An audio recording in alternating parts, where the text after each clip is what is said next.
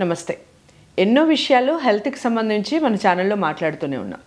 మెగా9 health ద్వారా ఈరోజు ఒక ముఖ్యమైన వ్యక్తి డాక్టర్ గారు నాతో పాటు ఉన్నారు. చాలా సంవత్సరాలుగా నేను చాలా ఇంటర్వ్యూస్ సార్తో చేస్తున్నాను.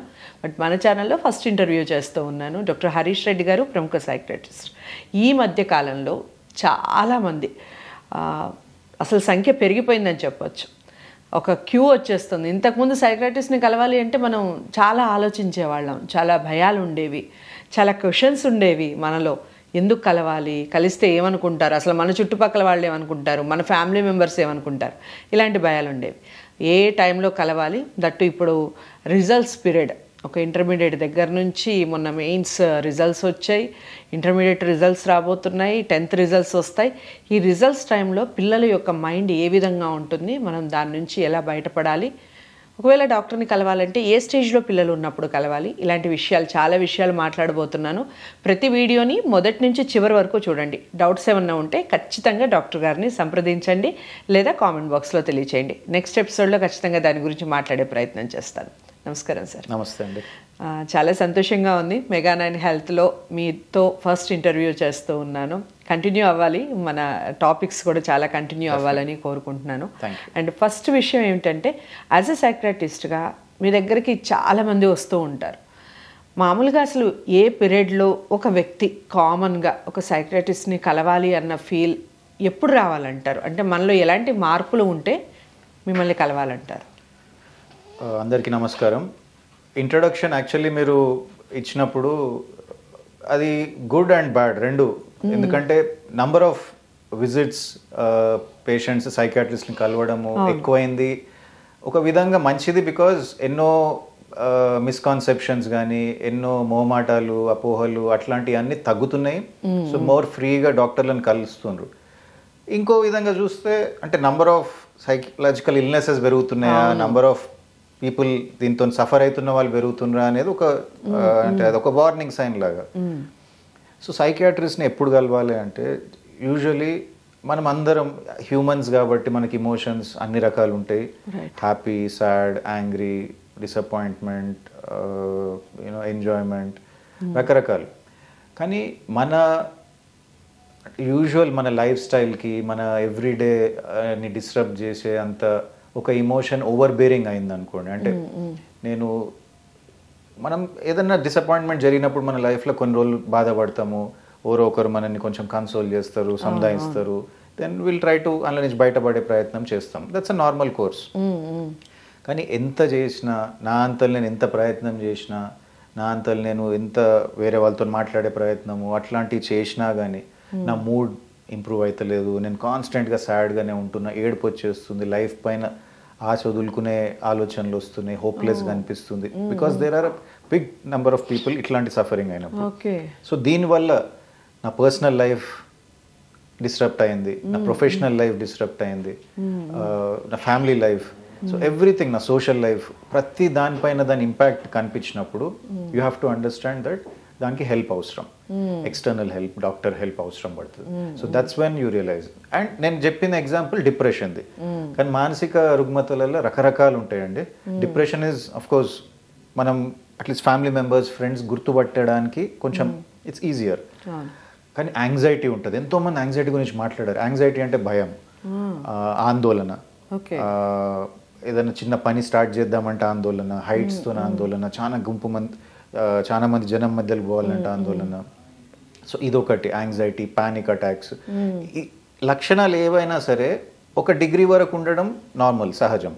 బట్ వన్స్ అది బియాండ్ అ సర్టెన్ లెవెల్, నా ఎవ్రీడే లైఫ్ని నేను హ్యాండిల్ చేయలేకపోతున్నా అనే అంత వచ్చినప్పుడు మాత్రం డెఫినెట్గా డాక్టర్, సైకియాట్రిస్ట్ నీడ్ వస్తుంది. సిమిలర్లీ అడిక్షన్స్, ఒక family member, husband, son, father, ఎవరైనా సరే, ఆల్కహాల్, సోషల్ డ్రింకింగ్ చాలా మంది చేస్తారు. లిమిట్ తెలుస్తుంది, 1 peg 2 peg వాట్ ఎవర్, నెలకు ఒకసారి పండుగ వచ్చినప్పుడు సంథింగ్ లైక్ దట్. కానీ రోజు ఆల్కహాల్ తీసుకోవడము, ఎవ్రీడే మార్నింగ్ నుంచి స్టార్ట్ చేయడము, దాంతోపాటు సిగరెట్స్ కానీ, గుట్కాలు కానీ, ఇంకేదన్నా డిపెండెన్స్, సో దానిపైన డిపెండ్ అయిపోవడం. నా ఎవ్రీడే ఇవాళ ఆల్కహాల్ ఎక్కడ కొనుక్కోవాలి, ఎక్కడ కూర్చొని తాగాలి, ఎవరితో తాగాలి, నా థాట్స్ అన్ని దాని చుట్టూ తిరుగుతున్నాయి అంటే you are dependent. Okay. So ఆ డిపెండెన్స్ వచ్చింది అంటే that requires psychiatric help, that requires medical help. So ఇదొక రకం. దెన్ దెర్ ఇస్ సైకోసిస్, స్కిజోఫ్రేనియా అంటారు, సైకోసిస్, అనుమానాల ప్రాబ్లం ఇది. ఒకరిపైన అనుమానించడము, ఏదో ఉందనిపించడము, నన్ను ఎవరో హాని చేస్తుండ్రు అనే ఆలోచన, ఆడేమి ఎవిడెన్స్ లేకున్నా కానీ దే స్ట్రాంగ్లీ బిలీవ్, డెల్యూషనల్ అయిపోతారు. సో అదొక డిగ్రీ, అదొక టైప్ ఆఫ్ మానసిక రుగ్మత. దెన్ దేర్ ఆర్ ఓసిడి అనేది మనం చాలా కామన్ గా విన్నాం, సినిమాలలో కూడా బాగా, అది కూడా మంచి థింగే, మూవీస్ లో ప్రొజెక్ట్ చేస్తుండ్రు, they are trying to bring it out into the open. So obsessive compulsive disorder OCD అంటే. సో పదే పదే ఒకటే రకమైన ఆలోచన రావడము, క్లీన్ గా లేవు నా హ్యాండ్స్ అని మళ్ళా కడుక్కోవడము, డోర్ కౌంట్ చేసుకుంటూ పెట్టడం, పెట్టడం. యూ విల్ సీ యాక్చువల్లీ, అంటే మనకు ఎవరో ఒకరు ఇట్లాంటివి చేసే వాళ్ళు తెలుసు, కానీ వాళ్ళు హెల్ప్ తీసుకుంటున్నారా లేదా వి డోంట్ నో. సి మామూలు క్వర్క్స్ ఉంటాయి, ఎవరైనా మామూలుగా దేవుడు కనిపించడం కానీ ఇట్లా కొంచెం మొక్కడము, దేవుని పటం కనిపించినప్పుడు మొక్కాలు అనిపించడము, దోస్ ఆర్ ఫైన్. బట్ నేను ఏదో తొందరలో నేను దేవుని పటం చూడకుండా అట్లా వెళ్ళిపోయినా, అరే చూడలేదు నాకేమన్నా అవుతుందేమో, నాకు ఇప్పుడే మొక్కకపోతే ఏమన్నా అవుతుందేమో అనే థాట్ లో పడిపోతారు చూసినరా. అది రూమినేషన్స్, అబ్సెసివ్ కంపల్సివ్ డిజార్డర్ లో ఒక లక్షణం. సో ఇది ఒక variety of psychological illness. So there are quite of, ఇంకా బైపోలార్ డిజార్డర్ అంటారు, మేనియా అని ఉంటుంది అందులో ఒకటి. సో మేనియా ఏంది అంటే వాళ్ళ యూజువల్ మనకు తెలిసిన ఒక పర్సన్ సడన్ గా చాలా హై అనిపిస్తుంది, ఎనర్జీ చాలా ఎక్కువ అయిపోతుంది, పైసలు ఎక్కువ ఖర్చు పెట్టేయడం స్టార్ట్ చేస్తారు, గ్యాంబ్లింగ్ ఎక్కువ చేసేయడం స్టార్ట్ చేస్తారు, కొంచెం బౌండరీస్ లేనట్టు బిహేవ్ చేస్తారు, ఆడవాళ్ళతో మిస్బిహేవ్ చేయడం అనుకోండి, whatever. So that is ఒక రకమైన హైపోమేనియా, మేనిక్ డిజార్డర్ అంటారు. సో ఇదొక variety. So quite of you. And ఇవన్నీ కాకుండా more social problems, family problems, couples ఈ మధ్య బిట్వీన్ వైఫ్ అండ్ హస్బెండ్ జరిగే మిస్అండర్స్టాండింగ్స్, దానివల్ల it's leading them to separations కానీ, అసలు మ్యారేజ్ చేసుకున్నాక కంటిన్యూగా ఉండడం అనేది చాలా పెద్ద ఛాలెంజ్ అవుతుంది ఇప్పుడు. బికాజ్ డివోర్స్ రేట్స్ చాలా పెరిగిపోతున్నాయి. సో ఇదొక రకమైన సిచ్యువేషన్ వేర్ సైకాట్రిస్ట్ ని కలవడానికి కపుల్స్ లాగా ఫ్యామిలీ కౌన్సిలింగ్ అనుకోండి, మ్యారిటల్ థెరపీ అనుకోండి. So this is one variety. Okay. So చాలా టాపిక్స్ మీరు చెప్పున్నారు. ఈ టాపిక్స్ అన్నీ మాట్లాడే ముందు ఒక్క చిన్న విషయం చెప్పండి సార్. మామూలుగా సైక్రటిస్ట్ దగ్గరికి వెళ్ళినప్పుడు చాలామంది, నేను ఇంట్రోలో చెప్పినట్టు, ఒక రకమైన భయం ఉంటుంది అసలు. ముందు మన ఫ్యామిలీ మెంబర్స్కి చెప్పుకోవాలంటేనే భయం ఉంటుంది. ఇప్పుడు నేనే ఉన్నాను, నేను ఒక సైక్రటిస్ట్ దగ్గరని కలవాలి అనుకుంటున్నాను అంటే ఇంట్లో వాళ్ళ క్వశ్చన్స్ చాలా ఎక్కువ వచ్చేస్తాయి. ఎందుకు కలవాలనుకుంటున్నావు, నీకేమనిపిస్తుంది, అసలు ముందు వాళ్ళ దాంతో మనకున్న డిజార్డర్ ఏంటి అనేది పక్కకు పెట్టేసి వీళ్ళకి ఏం చెప్పుకోవాలి అన్న బాధ, భయం ఎక్కువ అయిపోతుంది. అలాంటి టైంలో ఒక పేషెంట్ తీసుకోవాల్సిన మెయిన్ జాగ్రత్తలు ఏమిటి, అసలు ఆ ఫ్యామిలీ మెంబర్స్కి ఎలా చెప్పి ఒప్పించి మీ దాకా రావాలంటారు? అన్ఫార్చునేట్లీ పేషెంట్ తనంత తను గుర్తించి డాక్టర్ దగ్గరికి వచ్చే నంబర్ చాలా తక్కువ. ఓకే. ఎందుకంటే more than half of the psychiatric ఇల్నెసెస్లో ఇన్సైట్ అనేది ఒకటి ఏంది అంటే, ఒక టర్మ్ ఇన్సైట్ అంటే నేను ప్రాబ్లంలు ఉన్నా అని నేను గుర్తించగలగడం, దాన్ని ఇన్సైట్ అంటారు. ఎంతోమంది పేషెంట్స్లో అది ఉండదు. So it becomes more important that family members గుర్తించడం, ఫ్రెండ్స్ గుర్తించడం, వాళ్ళు తీసుకొని రావడం. ఎంతోమంది పేషెంట్స్ దే దెమ్సెల్వ్స్ డినయల్ ఉంటారు, నాకేముంది ఇంకొన్ని రోజులు అయితే బెటర్ అవుతుండొచ్చు, ఎందుకు ఇప్పుడు అని వాళ్ళు. మీరన్నది ఫ్యామిలీ మెంబర్స్ ఉద్దేశం మంచిదైనా కానీ, డాక్టర్ దగ్గర, మెంటల్ డాక్టర్ దగ్గర పోతావా, బికాజ్ సైకియాట్రిస్ట్ జనరల్లీ ఎర్లియర్, ఇప్పుడన్న మూవీస్లో కొంచెం అంటే మోర్ ఎడ్యుకేటెడ్ అప్రోచ్ తీసుకుంటున్నారు. Earlier it was mere fun of పిచ్చోళ్ళు పోతారు, పిచ్చి డాక్టర్ ఆడికి పోతే నువ్వు పిచ్చోని అంటారు. సో ఆ థాట్ ప్రాసెస్ ఇంకా ఫ్యామిలీస్లో కంటిన్యూ అవుతుంది, అది ఉంది. కాబట్టి ఎస్, ఇవాళ రేపు ఇండిపెండెంట్గా ఉన్నారు చాలా మంది, బికాజ్ ఇన్ఫర్మేషన్ ఉంది, దే నో, అవేర్నెస్ క్రియేట్ చేసే they are lots of people, మీలాంటి వాళ్ళు ఎంతో ప్రోగ్రామ్స్ ఇవన్నీ చేసి అవేర్నెస్ క్రియేట్ చేయడం. So they themselves can walk in, కావాలంటే డాక్టర్ దగ్గరికి వాళ్ళే రావచ్చు అడల్ట్స్ అయినప్పుడు. సో అంటే డెఫినెట్గా స్టిగ్మా ఇంకొంచెం తక్కువ కావాలి ఫ్యామిలీ మెంబర్స్కి.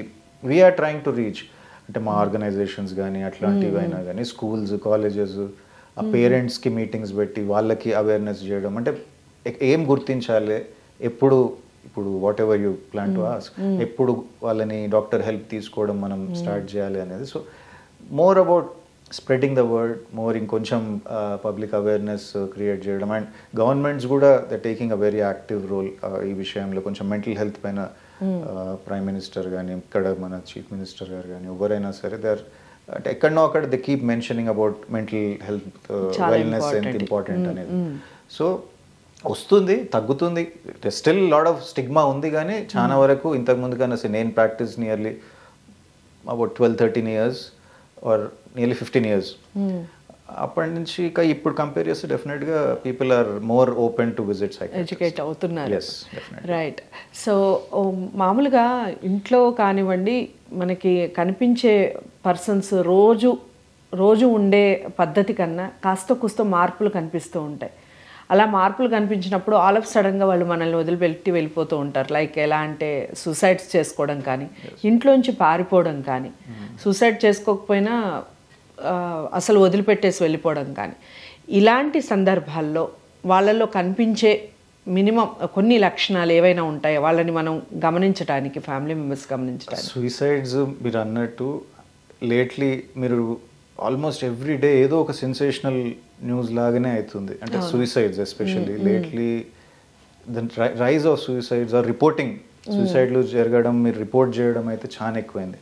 జస్ట్ రీసెంట్లీ సమ్వేర్ హైదరాబాద్లోనే ఐ థింక్ గండి మైసమ్మ దగ్గర ఒక మదర్ పిల్లల్ని చంపి తను సూసైడ్ చేసుకోవడము. అట్లా ఇంకా ఫ్యూ ఎగ్జాంపుల్స్ ఒక లాస్ట్ 2-3 monthsలో పేరెంట్స్. నేను అసలు షాక్కి గురైన ఒక సూసైడ్ ఏమిటి అంటే, మామూలుగా రైస్ కడిగి పెట్టేసి ఇంట్లో అన్ని పనులు చేసుకొని రైస్ కడిగి పెట్టేసి సూసైడ్ హ్యాంగ్ చేస్తారు. అసలు ఆ మైండ్ సెట్ అంత ఫ్లక్చువేట్ అవుతుందా? అంతలోకి అన్ని మార్పులు వచ్చేసి చనిపోదాం. సూసైడ్స్ 2 రకాలు ఉంటాయండి. ఒకటి ఇంపల్సివ్ ఉంటుంది. ఇంపల్సివ్ అంటే అప్పుడే సడన్ గా ఏదో పెద్ద ఆర్గ్యుమెంట్ అయిపోయి వాళ్ళు ఇంకా అదే జోన్ లో ఉండి నా లైఫ్ వేస్ట్ అనే ఇమ్మీడియట్ థాట్ రావడం. యూజువలీ ఆ ఇంపల్సివ్ అటెంప్ట్స్ అన్సక్సెస్ఫుల్ ఉంటాయి. దే అటెంప్ట్ కానీ usually they don't end up ending there lifes. కానీ ప్లాన్డ్ సూసైడ్స్ మెజారిటీ సక్సెస్ అనే వర్డ్ కాదు కానీ కంప్లీటెడ్ సూసైడ్స్ మోస్ట్లీ ప్లాన్డ్ ఉంటాయి. ఇప్పుడు మీరు అన్నది అంత కడిగి అంత వాళ్ళకి లంచ్ ప్రిపేర్ చేసి పోయి చేసుకోవడం అంటే it wasn't probably sudden decision కాకుండొచ్చు. ఇట్ వాజ్ ప్రాబబ్లీ ఎప్పటి నుంచో వాళ్ళ లైఫ్ పైన వాళ్ళకే అంటే ఆ హోప్లెస్ ఫీలింగ్. సో మేజర్ డిప్రెషన్లో ఈ 2-3 terms మనం వాడతాం. హోప్లెస్గా అనిపించడం అంటే లైఫ్లో నాకు ఇవాళ రేపటి కోసం చూడాలన్నా ఏముంది, ఇన్ని రోజుల నుంచి సఫర్ అవుతున్నా, వర్త్లెస్ అనిపించడం. ఇంకోటి నాతో ఎవరికి ఉపయోగం లేదు, నాకు వర్తే లేదు అనే థాట్ రావడం. ఇంకోటి హెల్ప్లెస్, నేను ఇది ఎవరికి చెప్పినా ఏం లాభం, హెల్ప్లెస్, నాకు ఎవరు హెల్ప్ చేయలేరు, నాకు నేను హెల్ప్ చేసుకోలేను. ఈ 3 థింగ్స్ ఈ దాంట్లో వాళ్ళు ఎంత ప్రెషర్లోకి వస్తారు అంటే ఆ మూమెంట్లో దే ప్లాన్, సరే ఇట్లా చేసుకుందాం ఈరోజు వాళ్ళు లేనప్పుడు సంథింగ్ ఆఫ్ దట్ రాసాను. So these are all planned, ఎప్పటి నుంచో అనుకొని చేసే suicides. Yes, moods can fluctuate. ఇక్కడ చాలా డైనమిక్ ఉంటుంది మైండ్, ఎప్పుడు ఎట్లా అనేది. ఎలా గమనించాలంటారు వాళ్ళని? జనరలీ ఒకవేళ లాంగ్ టర్మ్ డిప్రెస్డ్ ఉన్నారు అనుకోండి, వాళ్ళ సూసైడల్ రిస్క్ అసెస్మెంట్ స్కేల్ ఉంటుంది ఒకటి, అది చేయవచ్చు. అంటే అది అఫ్ కోర్స్ డాక్టర్ దగ్గరకు వస్తే చేయడం, కానీ ఫ్యామిలీ మెంబర్స్ గుర్తించాలి మెయిన్గా. ఎట్లా అంటే ఎనీ చేంజ్ ఇన్ దేర్ వాళ్ళ రొటీన్లో చేంజెస్ ఏమైనా చూస్తున్నామా అంటే ఎప్పటిలాగా రెడీ అవుతలేరు, తినడం తగ్గించేసినారు, సరే కరెక్ట్గా నిద్రపోతలేరు, కేర్లెస్గా అయిపోతున్నారు. అంటే ఇంతకుముందు ప్లాన్డ్గా ఉన్న వాళ్ళు ఇప్పుడు ఏముందులే అనే ఆ థాట్ దాంట్లోకి రావడం. వన్ మోర్ థింగ్, ఒకవేళ ఎల్డర్ ఆఫ్ ద హౌస్ ఒకవేళ సివియర్లీ డిప్రెస్డ్ సూసైడల్ టెండెన్సీస్ ఉన్నాయి అంటే విల్ రాయడం స్టార్ట్ చేస్తారు, ప్రాపర్టీస్ డిస్ట్రిబ్యూట్ స్టార్ట్ చేస్తారు, గోల్డ్ ఇచ్చేయడము, పిల్లలకి ఇది నీకు ఇది నీకు ఇది అంటే బికాజ్ నా తర్వాత ఏముంది అనే దాంట్లో. సో దీస్ ఆర్ ఆల్ కొంచెం కాషన్, అంటే ఫ్యామిలీ మెంబర్స్ రెడ్ ఫ్లాగ్ లాగా, అది అరే ఏంది ఇది ఇట్లా ఎందుకు చేస్తుండ్రు అనేది కొంచెం అట్లీస్ట్ కూర్చొని జస్ట్ ట్రై టు టాక్. ఎంతో మంది ఎట్లుంటుంది ఎల్డర్ ఆఫ్ ద హౌస్ అనుకోండి, మాట్లాడే ఫ్రీడమ్ ఉండకపోవచ్చు, ఏంది ఇట్లా ఎందుకు వేస్తున్నావు, ఏమన్నా అయిందా అంటే వాళ్ళకి నేనే వీళ్ళకి చెప్తే వీళ్ళేమి తట్టుకోగలుగుతారు, నేను వీళ్ళని టేక్ కేర్ చేసుకోవాలి, నన్ను వీళ్ళేం చూసుకుంటారు అనే దాంట్లో ఎంతోమంది చెప్పకుండా డిస్కస్ చేయకుండా వాళ్ళ లోపల వాళ్ళు సఫర్ కావడం. సో మీరు ఎట్లా గుర్తించాలి అంటే these are the few signs that we can identify with. Right.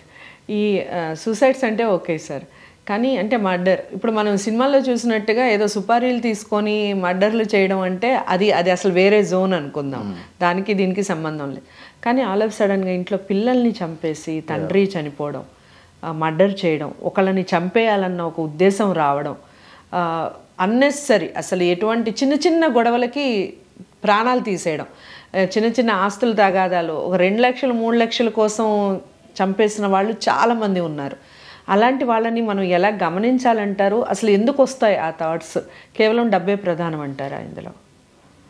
అంటే ఇది 2 పార్ట్స్లో ఉంది మీ క్వశ్చన్. ఇది పేరెంట్స్ పిల్లల్ని ఎట్లా చంపగలుగుతారు, అంత క్రూరంగా ఎట్లా థింక్ చేయగలుగుతారు అంటే, డిప్రెషన్లో ఎక్స్ట్రీమ్ కేసెస్లో సైకాటిక్ డిప్రెషన్ అంటారు ఒకటి. అంటే ఐదర్ వాళ్ళు అంటే రియల్ వరల్డ్కి దూరంగా వాళ్ళ థాట్స్, నేను వీళ్ళకి ముక్తి కలిగిస్తాను, ప్రాబబ్లీ అదొక పాసిబిలిటీ. అంటే చంపేస్తే వాళ్ళకి ఏదో వేరే వరల్డ్ నేను చూసుకుంటా సంథింగ్. సో వాళ్ళు క్లియర్లీ వాళ్ళ మైండ్ కరెక్ట్ లేనప్పుడే కదా ఈ పనులు చేస్తారు. సో వాళ్ళ మైండ్ ఏమన్నా చెప్పవచ్చు, ఏమన్నా థింక్ చేయవచ్చు వాళ్ళ ఆ టైంలో.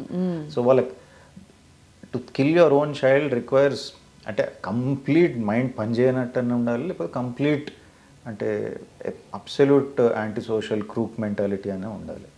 లేదు వాళ్ళకేంది అంటే వాళ్ళ డిఫెన్స్లో వాళ్ళు రాసుకోవడము చేయడం ఏంటంటే, నేనే లేకపోతే పిల్లల్ని పెంచేది ఎవరు, నేను సర్వైవ్ ఎట్లయినా కాలేను, వీళ్ళని ఆర్ఫన్స్గా పెంచేది ఎవరు పెంచుతారు, ఎవరు చూసుకుంటారు అనే దాంట్లో. బట్ ద ఎబిలిటీ టు అంటే వాళ్ళని గొంతు విసికి చంపేయడము, ఇది చేయడము రిక్వైర్స్ అంటే చాలా అంటే ఎక్స్ట్రీమ్ సైకాటిక్ లెవెల్ మెంటాలిటీ ఉన్నప్పుడు చాలా ధైర్యం కావాలి కదండి. మామూలుగా అసలు చనిపోవడం కానీ చంపేయడం కానీ రెండింటికి కూడా వాళ్ళు ఆ పాయింట్ రీచ్ అయినరు వేర్ ఇప్పుడు చనిపోవడం. ఇప్పుడు నేను మాట్లాడుతుంటే కూడా ఎలా చంపుతారు ఒక రకమైన భయం వస్తుంది, కానీ అలాంటి ఏ భయాలు లేకుండా వాళ్ళు ఆ డిసిజన్ వరకు వెళ్ళడం అంటే మనీ కోసం చంపేసుకున్నారు, చిన్న చిన్న అమౌంట్స్ కోసం ఒకరినొకరు చంపేసుకునే అంటే అవి ఇంకో వెరైటీ, ఇంకోలాగా చూడాలి వాళ్ళని. వాళ్ళ హిస్టరీ, వాళ్ళ చైల్డ్హుడ్ హిస్టరీ, వాళ్ళ ఫ్యామిలీ హిస్టరీ, ఇవన్నీ కూడా ఫ్యాక్టర్ చేయాలి మనం. ఒకవేళ వాళ్ళ చైల్డ్హుడ్లో వాళ్ళు పెరగడమే ఒక అంటే బ్రోకెన్ ఫ్యామిలీలో, లేకపోతే సెపరేటెడ్ పేరెంట్స్, వాళ్ళ ఇంట్లో ఎప్పుడు పేరెంట్స్ మధ్యలో కొట్లాటలు, వాడు చిన్నప్పటి నుంచి ఫాదర్ గొడవలు, ఫాదర్ మదర్ ఊకే కొట్టడము, ఇట్లాంటి ఎన్విరాన్మెంట్లో పెరిగినప్పుడు దే టెండెన్సీ టు అంటే ఆ పేరెంటింగ్ లేకపోవడము, ఆ గ్రూమింగ్ లేకపోవడము, ఆ లవ్ అండ్ అఫెక్షన్ లేకపోవడము, దే విల్ ఫీల్ దట్ ఈ వరల్డ్ అంతే, ఇంకా ఒకరినొకరు ఇట్లా కొట్టుకోవడమే వరల్డ్, దీనిలో తప్పేముంది అనే దాంట్లోనే పెరుగుతారు. So they become anti social elements, బయట కొట్లాటలు పెట్టుకోవడము, దొంగతనాలు. ఇది భాష మీద కూడా ఒక రకమైన ప్రభావం కదండి. అంటే ఓ రకమైన ఇప్పుడు మన న్యాచురల్గా ఇంట్లో మాట్లాడే పద్ధతుల వల్ల కూడా కొన్ని థాట్స్ రావడానికి అవకాశం ఉంటుంది. డెఫినెట్గా అండి, ఎందుకంటే మోడలింగ్ అనేది సైకాలజీలో ఒక అంటే ఒక they talk in those terms. Generally parents కూర్చొని నేర్పించేది ఉండదు, సపోర్ట్ వాళ్ళని చూసి నేర్చుకోవడమే కదా. నోబడీ టీచర్స్ ఆర్ ఎనీథింగ్ అట్లా నేర్పిస్తే ఎక్కదు కూడా. మోర్ అబౌట్ మనం ఎలా బిహేవ్ చేస్తున్నాం, they model their behaviour, they observe, వాళ్ళు నేర్చుకోవడము సబ్ కాన్షియస్గా వాళ్ళకి అది you know they imbibe all that. అట్లా and like you said when the environment, ఇంట్లో ఎన్విరాన్మెంట్ వాతావరణమే ఎప్పుడు అరుచుకోవడము, గలీజ్ మాటలు, bad words, bad language normal అది నార్మల్ అనుకుంటాడు. ఇట్లనే మాట్లాడాలేమో, ఆడోళ్ళని ఇట్లనే తిట్టాలేమో, ఆడోళ్ళని ఇట్లనే కొట్టాలనేమో, ఆడోళ్ళని ఇట్లనే వర్డ్స్ వాడాలనేమో, నార్మల్ అనిపిస్తుంది వానికి. రైట్. సో ఇప్పుడు అసలు ఎగ్జాక్ట్గా టైం ఏమిటి అంటే మనకి ఆల్రెడీ మెయిన్స్ రిజల్ట్స్ వచ్చేసాయి.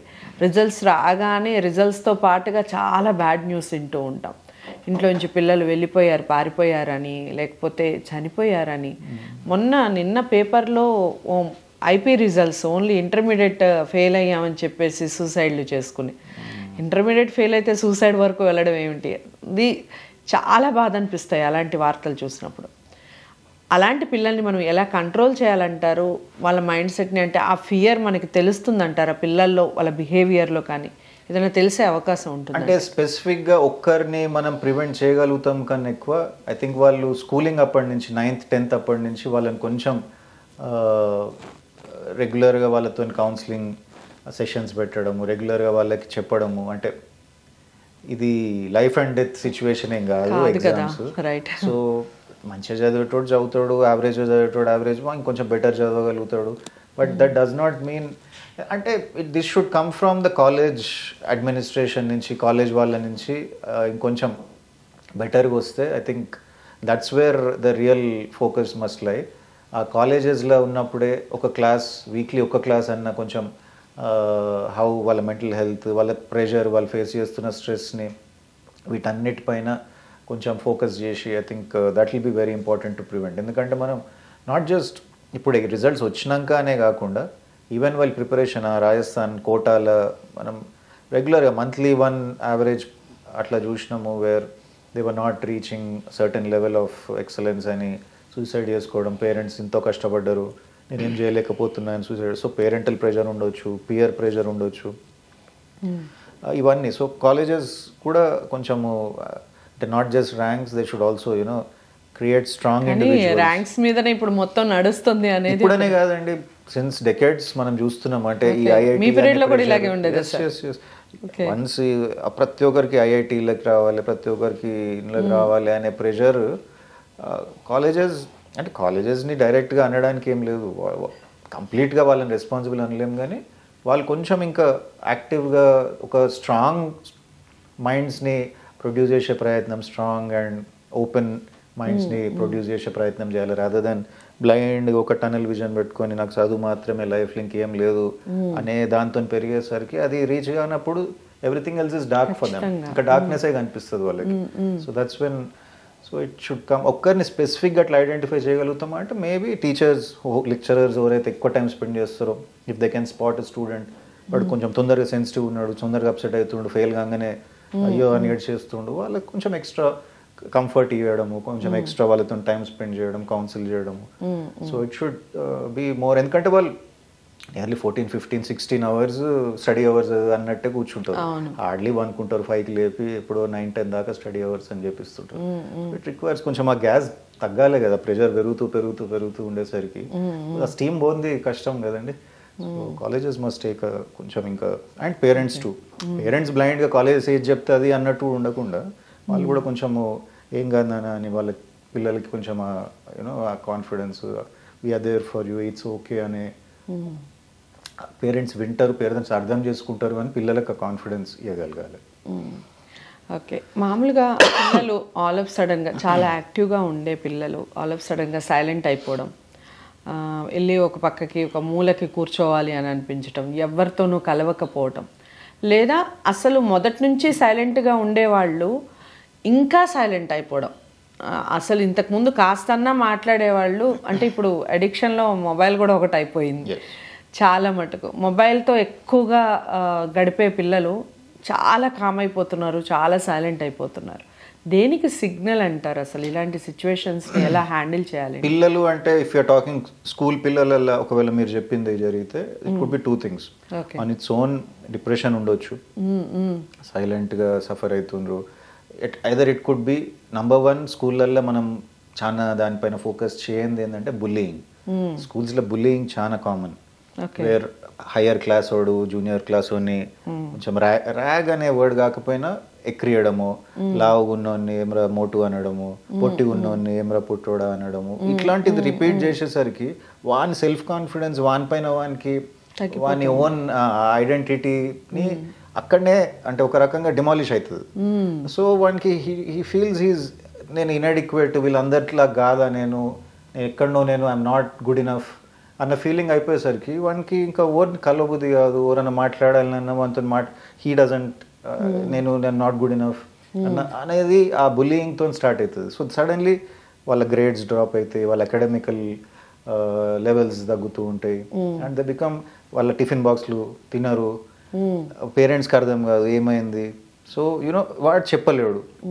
బుల్లియింగ్ నాట్ జస్ట్ మెంటల్, ఫిజికల్గా కూడా బుల్లియింగ్ చేస్తారు. బాత్రూమ్స్లలో, టాయిలెట్స్లలో ఏదో బ్యాడ్ డ్రాయింగ్స్ రాయడం కానీ, we see lot of such cases.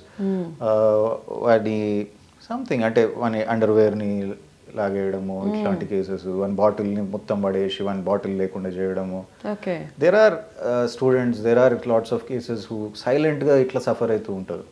So మీరు చేంజ్ చూసిండ్రు పిల్లలలో, వాడు క్వయట్ అయిపోయిండు, వాడు అసలు ఇంటికి వచ్చినాక కూడా ఏం ఇంతకుముందు మంచిగా ఆడుకుంటుండే మాకు చెప్తుండే, ఇవాళ ఇది చేసినాం అది చేసినామని ఇప్పుడు ఏం చెప్తలేడు అంటే ప్రెషర్గా కాదు, ఏమైంది చెప్పు అట్లా కాదు అప్రోచ్. కూర్చోబెట్టి ఆయనకి ఏంది నచ్చిందో అది కొంచెం తినిపిస్తూనో ఇంకేదో చెప్పు నాన్న ఏమైంది, just try to talk to him. లేకపోతే వాళ్ళ క్లాస్ టీచర్తో పోయి ఇట్లా ఉంది అండి మీరు కొంచెం పుట్ సమ్ ఎక్స్ట్రా ఆయన పైన ఫోకస్ చేయండి. So yeah, it is a sign of depression possibly due to bullying or, and it's a very important point నేను చెప్తున్నా, child sex abuse. Okay, child sex abuse కూడా ఎంతో కామన్ అండి. అది మనం ఇగ్నోర్ చేయొద్దు, అది మనము తక్కువ మాట్లాడతాం అనుకుంటున్నా నేను. చాలా మంది దాన్ని ఎక్కడో ఆన్ అండ్ ఆఫ్ కేసెస్ మనం చూసినాము, స్కూల్ డ్రైవర్ అప్పుడు మాత్రం అందరూ మాట్లాడేస్తారు, అప్పుడు చాలా సెన్సేషన్ అవుతుంది అది అవుతుంది. బట్ మళ్ళీ దానిపైన అంత స్ట్రిక్ట్గా దానిపైన్, ఎందుకంటే బాత్రూమ్స్, గర్ల్స్ బాత్రూమ్స్ దగ్గర మెన్ సెక్యూరిటీ గార్డ్స్ అదో ఇదో చేసి వాడు ఏదో వీడియోలు తీయడం అనుకోండి, ఇన్అప్రాప్రియేట్ టచ్ చేయడం అనుకోండి, ఇవి కూడా ఈ చిన్న పిల్లలు వాట్ విల్ దే నో, ఏం జరిగింది అంటే ఏం చెప్తారు వాళ్ళు. So these are somethings. Of course మంచి అంటే స్కూల్స్లో ఈ మధ్య మంచి విషయం ఏంటంటే గుడ్ టచ్ బ్యాడ్ టచ్ గురించి కొంచెం అది కొంచెం చెప్తున్నారు కాబట్టి చెప్పడం కరెక్టే అంటారు. అసలు ఈ గుడ్ టచ్ బ్యాడ్ టచ్ గురించి ఇట్స్ అ వెరీ అంటే రైట్ ఏజ్లో చెప్పడం ఇంపార్టెంట్ అయ్యింది. ఇక రైట్ ఆర్ రాంగ్ అంటే ఒకప్పుడు అసలు ఏమి చెప్పకపోయినా తెలిసేది. అంటే అఫ్ కోర్స్ అప్పుడున్న మైండ్ సెట్ అలాగే. ఫర్ ఎగ్జాంపుల్ ఇప్పుడు నేను స్కూల్లో చదివినప్పుడు అసలు what is good touch what is bad touch అసలు ఏది తెలియదు. అంటే అసలు దాని గురించి డిస్కషన్ ఉండదు, అసలు అదొకటి ఉంటుందా అనేదే తెలియదు. బట్ వయసు పెరిగే కొద్దీ, క్లాస్ పెరిగే కొద్దీ ఆ ఓన్గా నాలెడ్జ్ రావటము, మనం ఎలా ఉండాలి, మన బిహేవియర్ ఎలా ఉండాలి అనేది ఎవరంతటా వాళ్ళు తెలుసుకునే పద్ధతి ఒకటి ఉండేది. కానీ ఇప్పుడు ఏమిటంటే మనకి అది ఫార్చునేటా అన్ఫార్చునేటా అనేది మనం చెప్పుకోలేకపోతున్నాం. దీని గురించి డిస్కస్ చేసి ఇంకా ఎక్కువ ఫోకస్ చేస్తున్నామా అనిపిస్తుంది. ఒక విధంగా మీరు చెప్పింది ఐ అగ్రీ. కానీ అర్బనైజేషన్ వల్ల వన్ ఆఫ్ ద లాసెస్ ఇదొకటి. మీరు పెరిగినా నేను పెరిగినా we had parents, grand parents, ఎక్కడనో వాళ్ళని రెగ్యులర్గా మనం కలుస్తుండే, వాళ్ళు ఉంటుండే, మామ వాళ్ళు ఉంటుండే, అత్త వాళ్ళు ఉంటుండే, పెద్దమ్మలు పెద్దనాన్నలు, some are the other people were around us. So ఎక్కడనో మాటలలో మాట అది వింటుండేనో, సినిమాలలోనో ఎక్కడనో అక్కడనో we would just get it, understand mostly. So ఇప్పుడు it's just 2 working parents or 1 child, 2 working parents, 2 children. So parents and చిల్డ్రన్కి hardly there is any time కూర్చొని మంచిగా ఫ్రీగా మాట్లాడుకోవడానికో ఇంకేదో డిస్కస్ చేయడానికో టైమే లేదు. వాడు స్కూల్ నుంచి రాగానే ట్యూషన్కి పోతాడు, లేకపోతే స్విమ్మింగ్కో టెన్నిస్కో, అవన్నీ మంచివే, నేను చెప్పేదాన్ని నాట్ సేయింగ్ దట్స్ రాంగ్. కానీ that actual time spend with family అని చెప్పుకోవడానికి బిజీ టైం అంతా వేరే దానికి ఉపయోగించేస్తున్నాడు. గుడ్ టచ్ బ్యాడ్ టచ్ అని చెప్పి వాళ్ళని అనవసరంగా ఇన్నోసెంట్ మైండ్స్ని మనము డిస్టర్బ్ చేస్తున్నామా అంటే, see in a way that is one way to at least తక్కువ చేయవచ్చు కేసెస్ ఆఫ్ అబ్యూస్. అదైతే ఆ బెనిఫిట్ అయితే ఉంది. But the other side I think తప్పని టైం వచ్చింది అది. అంటే we just have to move on with how situation is. So ఇప్పుడు ఎలాగో గుడ్ టచ్ బ్యాడ్ టచ్ గురించి మీరు మాట్లాడారు కాబట్టి ఏ క్లాస్ నుంచి అసలు వాళ్ళకి చెప్పాలంటారు? ఇప్పుడు మీరు అన్నట్టుగా పసిపిల్లల్ని కూడా రేప్ చేస్తున్నారు, ఇది చేస్తున్నారు అన్న వార్తలు విన్నప్పుడు అసలు వాళ్ళకి తెలియని వయసులో అసలు గుడ్ టచ్ బ్యాడ్ టచ్ అంటే ఏమిటో ముందు వాళ్ళకి తెలియాలి కదా. ఆ తెలియని వయసులోనే వాళ్ళకి జరగరాని నష్టం జరిగిపోవటం, తర్వాత ఎప్పుడో పేరెంట్స్కి తెలవడం, దాని గురించి పెద్ద ఇష్యూస్ అవ్వడం, వాళ్ళని నిజంగా దండనికి గురి చేసిన వాళ్ళకి శిక్ష పడ్డా బాధపడ్డ వాళ్ళకైతే వాళ్ళకి పోయినా అది అయితే రాదు కదా. వాళ్ళ పేరెంట్స్కి ఆ బాధ అయితే ఎప్పటికీ మిగిలిపోతుంది. అసలు ఏ ఏజ్లో చెప్పాలంటారు పిల్లలకి? యూజువలీ స్కూల్స్లో I think around pre puberty, పెద్ద మెచ్యూరిటీ కాక ముందు 1 or 2 classes ముందు సమ్ సార్ట్ ఆఫ్ గుడ్ అంటే ప్రైమరీలీ బాడీ పార్ట్స్ గురించి, which is right which is wrong, private space, personal spaces, ఇట్లా ఇంట్రడ్యూస్ చేసుకుంటూ once they reach puberty reach అయినాక little more అంటే అప్పటికి వాళ్ళ ఎడ్యుకేషన్లోనే ఐ థింక్ బయాలజీ అవన్నీ స్టార్ట్ అవుతాయి కాబట్టి they are more aware. And when you say about అంటే మరీ చిన్నప్పుడు ఇట్స్ నాట్ అప్రోప్రియేట్ ఎక్స్పోజ్ చేయడం ఇట్లాంటి వాటికి. కానీ రేప్ మీరు ఏదైతే చెప్పిండ్రో, రేప్ సర్వైవర్స్ చిన్నపిల్లలు ఉంటారు, పెద్దవాళ్ళు ఉంటారు. సో ఆ suffering is an entirely that's different thing. The స్టిగ్ అంటే the impact that it leaves both who has suffered rape survive అయిన వాళ్ళు వాళ్ళ family members, it's a life long చెప్పాలంటే. సో అక్కడ కూడా వాళ్ళకు కూడా గవర్నమెంట్ కౌన్సిలింగ్ ఇవన్నీ ఇస్తుంటారు. But yeah, the impact is generally stays for a long time.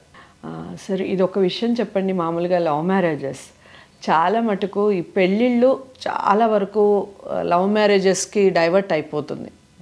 ఒకప్పుడు పేరెంట్స్ చూస్తేనే పిల్లలు పెళ్లి చేసుకునే స్టేజ్ నుంచి వాళ్ళంతటా వాళ్ళు ఓన్ డిసిజన్స్ తీసుకొని పెళ్ళిళ్ళు చేసుకుంటున్నారు. ఓకే, దాన్ని సపోర్ట్ చేసేవాళ్ళు ఉంటారు, చేయని వాళ్ళు ఉంటారు. ఆ టాపిక్ పక్కన పెడితే వాళ్ళిద్దరు చేసుకున్న వాళ్ళు బాగుంటారా బాగుంటారా అనేది పక్కన పెడితే ఆ ఫ్యామిలీస్ మధ్య గొడవలు రావటం, వీళ్ళిద్దరూ చివరికి వాళ్ళ పేరెంట్స్ కోసం వాళ్ళ కోసం వీళ్ళిద్దరు కలిసిన వాళ్ళు మళ్ళీ విడిపోయి శత్రువులుగా మారిపోయి, నిజానికి కొన్ని కుటుంబాలు అలా వాళ్ళు డిస్టర్బ్ అయిపోయి వాళ్ళ కుటుంబాలని కూడా దహనం చేసి పాడు చేసే స్టేజ్కి వెళ్ళిపోవడం దేనికి సిగ్నల్ అంటారు? అసలు ఇలాంటి పెళ్ళిళ్ళు కానీ ఇలాంటి కలయిక కానీ కరెక్ట్గా మీరు యాజ్ ఎ సైక్రాటిస్ట్గా సమర్థిస్తారా ఇలాంటి విషయాల్ని? See, thing is, because last say 20+ years నుంచి విమెన్ వర్క్ చేస్తుండ్రు కాబట్టి they are also out there ఆఫీస్లలో, ఎనీ ఫీల్డ్, మీడియా అనుకోండి, మెడికల్ ఫీల్డ్లో, ఇంజనీరింగ్లో, సాఫ్ట్వేర్లో. సో అంటే మీటింగ్ పీపుల్ ఈజ్ నాట్ కష్టం కాదు, అండ్ అదేమి ఒక బ్యారియర్ కూడా కాదు. ఇంతకుముందు గర్ల్స్ యూజువల్లీ కాలేజ్ పోతుండే వస్తుండే, కాలేజ్ పోనప్పుడు కూడా ఇంట్లోనే ఉంటుండే కాబట్టి ఫ్యామిలీస్ తీసుకొని వచ్చిన సంబంధం అనేది అట్లా అరేంజ్ మ్యారేజెస్. బట్ నాకు నా లైక్స్ అండ్ డిస్లైక్స్ ఉన్నాయి కదా, నాకు నా ఇష్టం కదా. అంటే ఇట్స్ అ వెరీ అటు ఇటు both things can work. Arrange marriages కూడా ఎన్నో సక్సెస్ఫుల్ 100% ఉంటుందని ఏం లేదు, లవ్ మ్యారేజెస్ ఫెయిల్ అయితే అని ఏం లేదు. కానీ డెఫినెట్గా అంటే లవ్ మ్యారేజెస్లో ఒక ప్రాబ్లం ఏడొస్తుంది when it is inter caste అనుకోండి, లేకపోతే ఇంటర్ రీజన్, నార్త్ సౌత్, లేకపోతే సౌత్లోనే ఇక్కడ అక్కడ ఇట్లా ఏదన్నా అయినప్పుడు ఆ ఫ్యామిలీస్ కలవలేకపోవడము, ఫ్యామిలీస్లో డిఫరెన్సెస్ రావడము, దాంతో ఐ థింక్ ఇట్ పర్కులేట్స్ కిందకి. ఇంకా వీళ్ళిద్దరి మధ్యలో ప్రెషర్ రావడము, నా స్టైల్లో పెంచాలి లేకపోతే వాళ్ళ స్టైల్లో పెంచాలి, వాళ్ళు ఇట్లా వీళ్ళు ఇట్లా, those are all domestic issues. So I don't know what, అంటే దాన్ని both have their pluses and minuses అండి. సో ఐ డోంట్ థింక్ అంటే వాళ్ళిద్దరు సరిగ్గా ఉండటం పక్కన పెడితే ఫ్యామిలీస్ మధ్య గొడవలు వచ్చేసి ప్రాణాలు పోయిన సందర్భాలు ఐ వుడ్ టెల్, అంటే క్లినిక్ వచ్చినప్పుడు ఎవరైనా పేషెంట్స్ ఇట్లా ఏది మ్యారిటల్ ఇష్యూస్తోని, వైఫ్ అండ్ హస్బెండ్ ఇష్యూస్తో వచ్చినప్పుడు అయినా నేను చెప్పేది, పేరెంట్స్ ఇన్వాల్వ్ ఎంత తక్కువైతే వీళ్ళంతా హ్యాపీగా ఉంటారు. ఓకే, ఎస్పెషలీ లవ్ మ్యారేజ్ కేసెస్లో ద మోర్ పేరెంట్స్ వచ్చి ఏదో హెల్ప్ చేద్దామని ఒక సైడ్ తీసుకొని మాట్లాడే ప్రయత్నం చేసినప్పుడు యూజువలీ అది ఇంకా ఖరాబ్ అవుతుంది.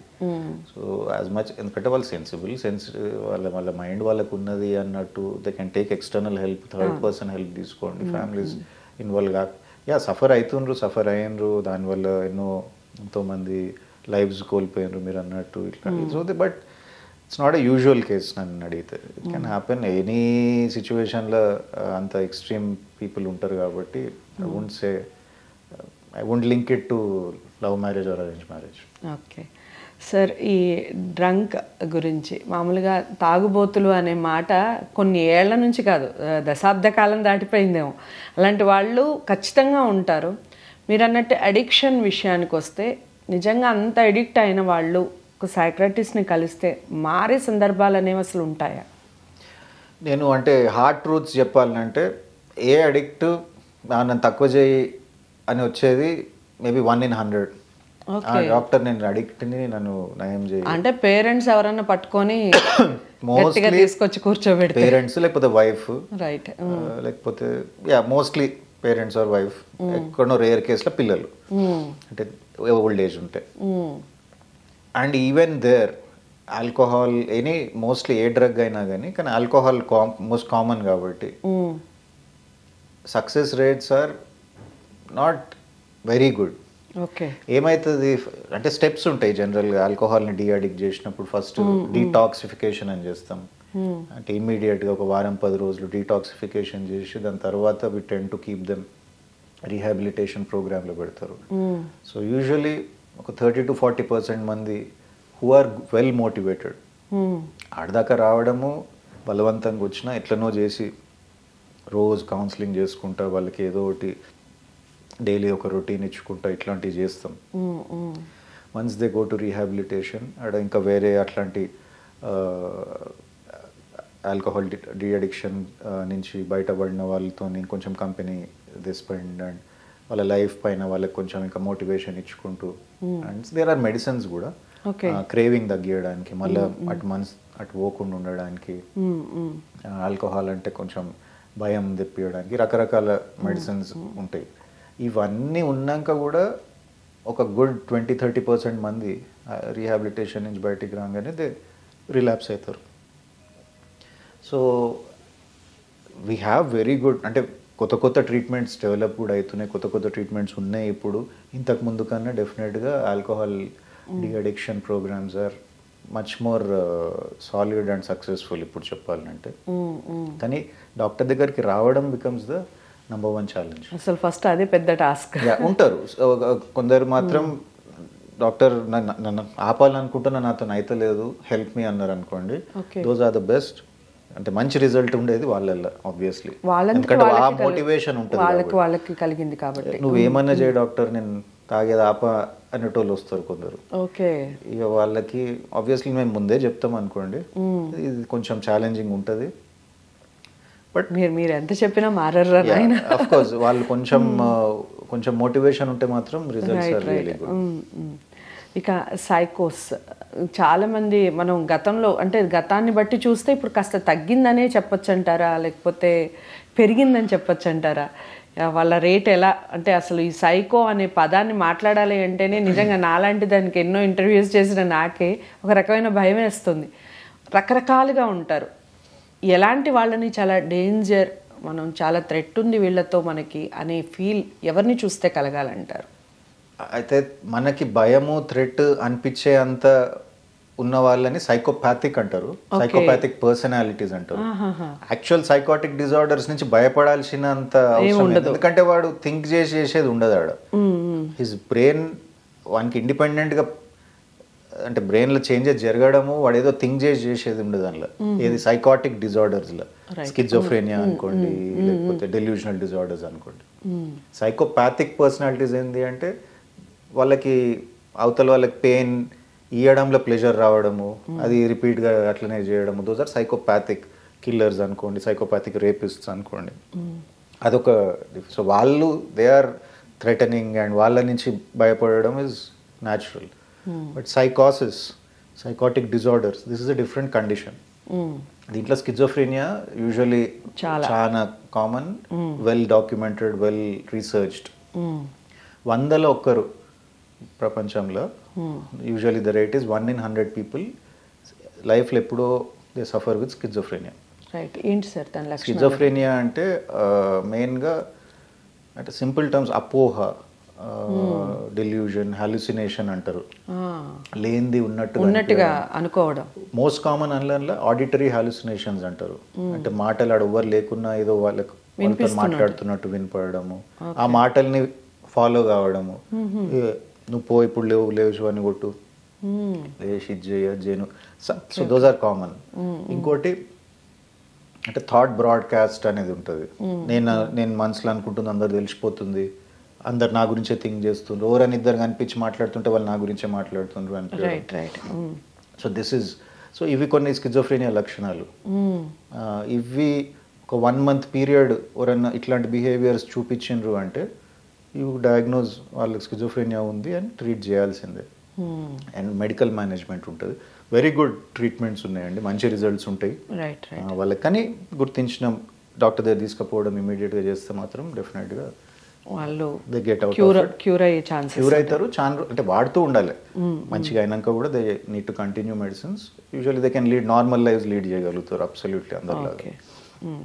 సో మీరు అన్నట్టుగా ఈ సైకో పర్సనాలిటీస్ రైట్, వాళ్ళు ఎలా ఉంటారు, వాళ్ళని మనం క్యాచ్ చేయడం అంటే వాళ్ళ ఆలోచనని మనం ఎలా క్యాచ్ చేయగలం? యూజువల్లీ సైకోపాథిక్స్ ఆర్ ఇంటెలిజెంట్ కూడా ఉంటారు, వాళ్ళు intelligent smart intelligent in way ఉంటారు. సో ఓవర్ సైకోపాథిక్ అని చూసి గుర్తుపట్టేటట్టు ఏం ఉండరు యూజువల్లీ. చాలా డేంజర్ కదా అలాంటి వాళ్ళు. వాళ్ళు సిరీస్ ఆఫ్ వాళ్ళ బ్యాడ్ థింగ్స్ ఒక ట్రేల్ ఇడిచిపెట్టినాకనే మనం అరే వీడు ఇట్లా చేసిండా అని చెప్పగలుగుతాం తప్ప. Of course there are psycho analytic tests, personality assessment టెస్ట్లు అవన్నీ ఉన్నాయి టు డయాగ్నోస్ సంబడి, కానీ అదంతా వాడిని పట్టుకున్నాకనే కదా. కాబట్టి యూ కాంట్ రియల్లీ ఐడెంటిఫై చేయడానికైతే it may not be possible. మీరే చెప్పారంటే చాలా డేంజర్ అనమాట. సో లాస్ట్ అండ్ ఫైనల్గా అంటే మన ఈ ఇంటర్వ్యూలో నెక్స్ట్ టైం మళ్ళీ ఇంకా కొన్ని మంచి కార్యక్రమాలు చేద్దాం.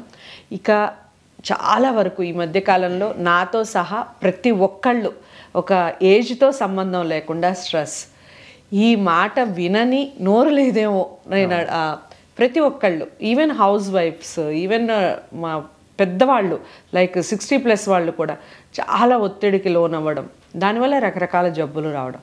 అసలు ఆ ఒత్తిడిని తగ్గించుకోవాలి అంటే ఏం చేయాలంటారు? దానివల్ల వచ్చే జబ్బులు ఆటోమేటిక్గా ఇంకా తగ్గుతాయి కదా ముందు ఇది తగ్గితే. సో ఏం చేయాలంటే? కరెక్ట్ అండి. అంటే stress is I think last 30 yearsలో I think most used word. ప్రతి ఒక్కరం స్ట్రెస్ ఫేస్ చేస్తున్నాము, లైఫ్ ఛాలెంజెస్ అట్లున్నాయి. నాట్ దట్ ఇంతకు ముందు జనరేషన్కి లేకుండే అని కాదు, కానీ I think it's become a race కాబట్టి లైఫ్ లేట్లీ. నా పక్కనోడుతోనే నేను I'm running a race, I have to reach first అనే రేస్.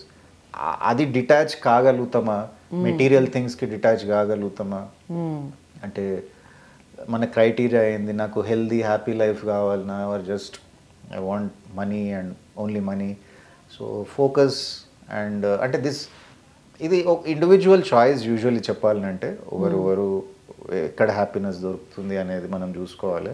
కానీ దాని ఇంపాక్ట్ ఎట్లయితే మీరు అన్నారో స్ట్రెస్ వల్ల వేరే అన్ని లైఫ్ స్టైల్ జబ్బులు కానీ, వేరే హెల్త్, హార్ట్ అటాక్స్ కానీ, స్ట్రోక్స్ కానీ, అడిక్షన్స్ కూడా దీనివల్ల డెవలప్ కావచ్చు. సో ఆఫ్ కోర్స్ స్ట్రెస్ని హ్యాండిల్ చేయడము you know the best ways healthy eating and exercise. Healthy eating వల్ల స్ట్రెస్ తగ్గుతుంది డెఫినెట్గా. ఎందుకంటే స్ట్రెస్ ఈటింగ్ అనేది ఒక కండిషన్ ఉంది ఇప్పుడు మనకి. అంటే నేను కొంచెం టెన్షన్లు ఉన్నప్పుడు ఏదో ఒకటి తినాలనిపించడము, తిని ఒబెసిటీ కావడము.